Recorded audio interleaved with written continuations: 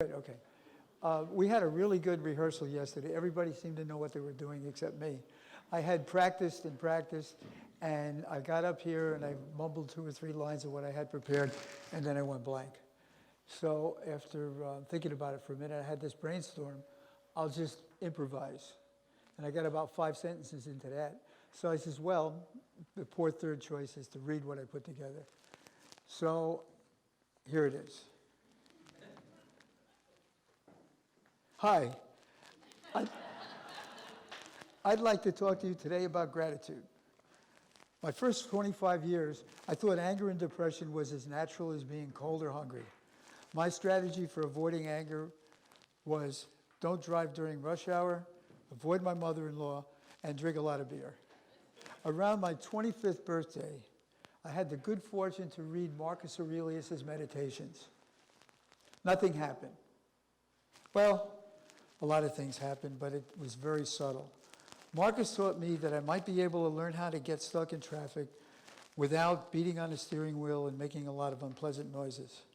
Living mindfully is not a decision, it's a practice. Over the last 50 years, I've developed some very supportive habits. Just about every day, I study, meditate, read, and exercise.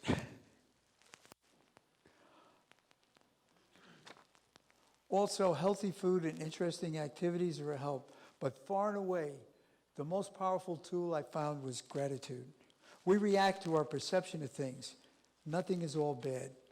Sort through whatever's going on and find something to be grateful for. My grandfather never had a tractor. He hauled milk into the creamery in Skenevis with a horse and wagon. And he didn't even have lights till after 1939 when I was born. The world has changed more in my lifetime than it did since the dawn of agriculture 10,000 years ago. We now live better than the kings and royalties in all of history, but still over 3 billion people live in this world on less than $2.50 a day. Here we are. Indoor plumbing, electricity, radios, televisions, computerized telephones in every pocket, almost every pocket.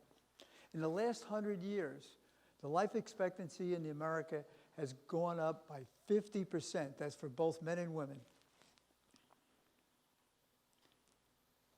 By almost any measure, we have more to be grateful for than any other generation in history. It's been the work of a lifetime, training myself to remember that the instant my thought goes to poor me or why now or any other disharmonious thought, I try to remember to look for a positive aspect of whatever's going on. Turn on to some kind of a gratitude rant. Thanks for my wife, my kids, my dog, a cat, extra money, etc. It's really helpful to make this shift as quickly as possible. Creating gratitude is a skill. Like any skill, practice brings improvement. Another way to look at difficulties and inconvenience is opportunity.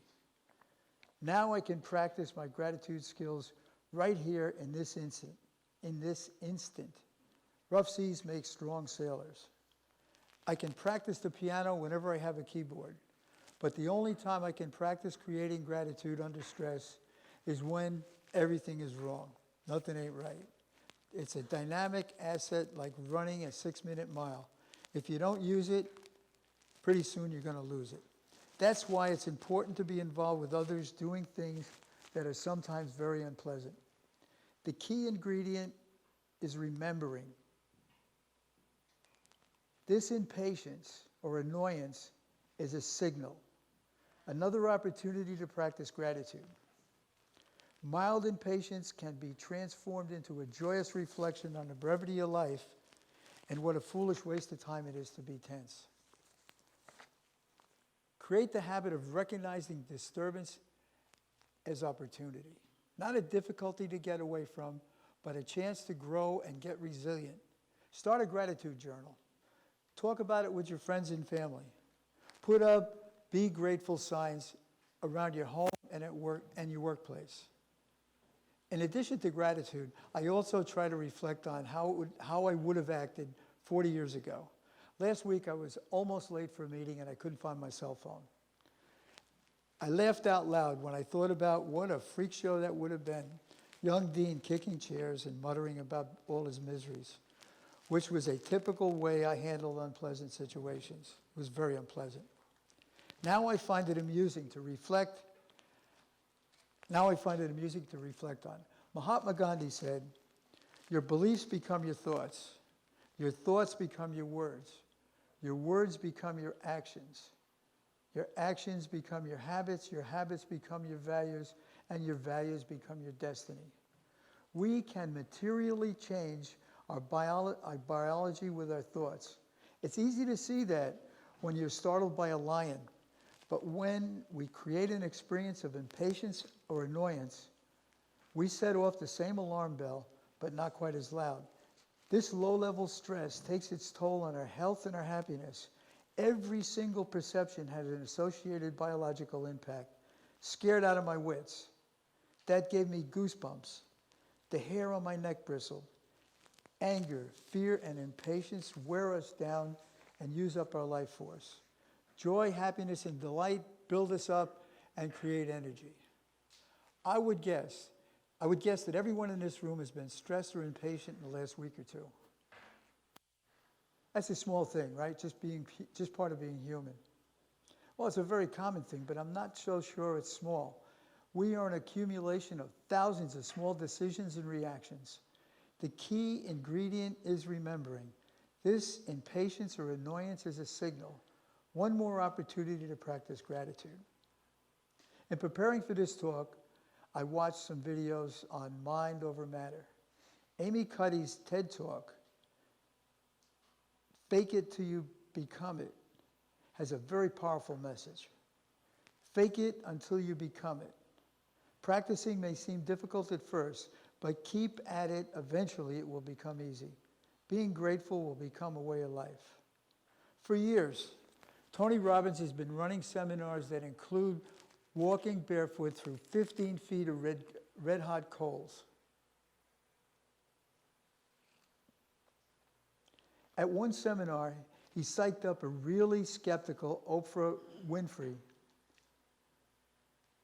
And he was, Oprah, Oprah, Oprah. And she was looking like a deer in the headlights. And then she started Oprahing, and then she walked 15 feet through glowing coals. I mean, you could see her feet stepping on these rocks. Think about the implications of that. Thousands of people have created a mind state so powerful they can walk barefoot through glowing embers without getting burned.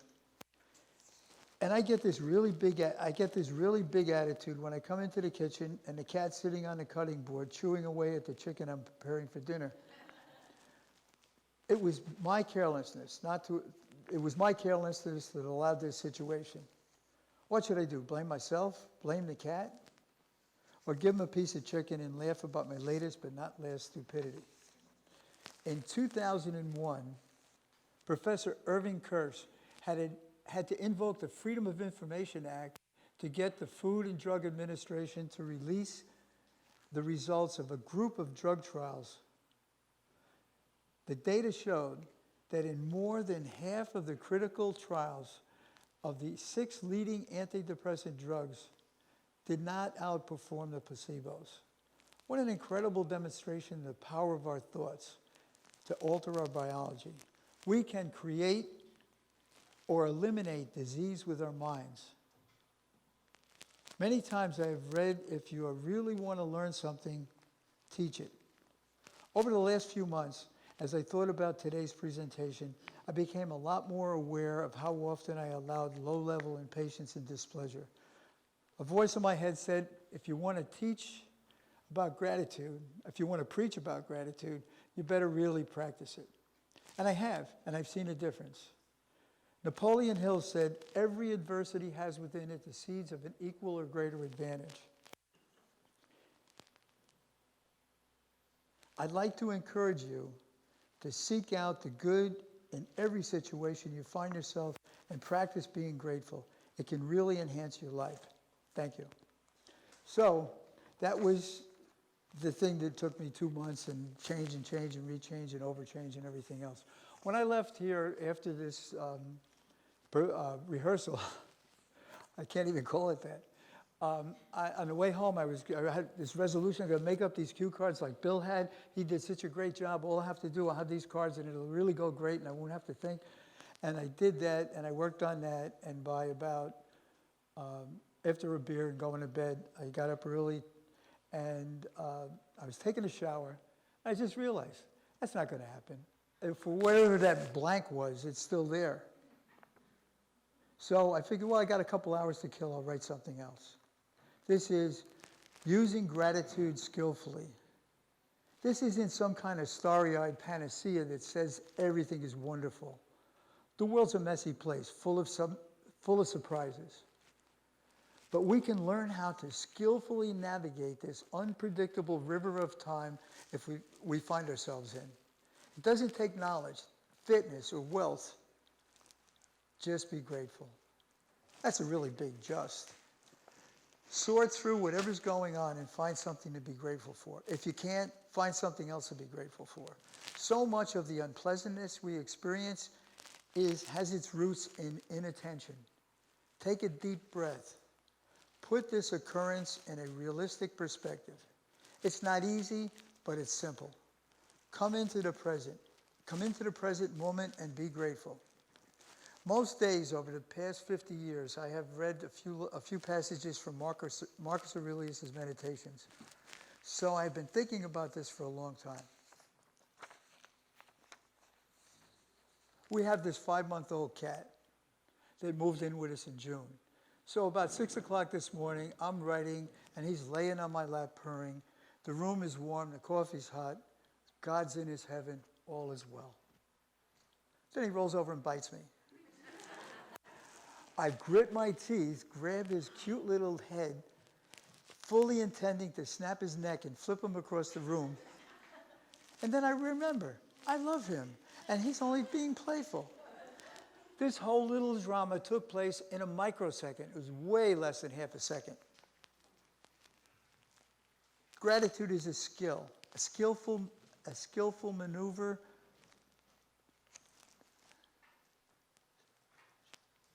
This is the opportunity and the challenge of using gratitude as a skillful to maneuver our way through this adventure of life. Here we are, now. Something will happen next. Take the time and put in the effort to become resilient. Use gratitude to skillfully manage the next thing. Life is good. Make the most of it. Thank you.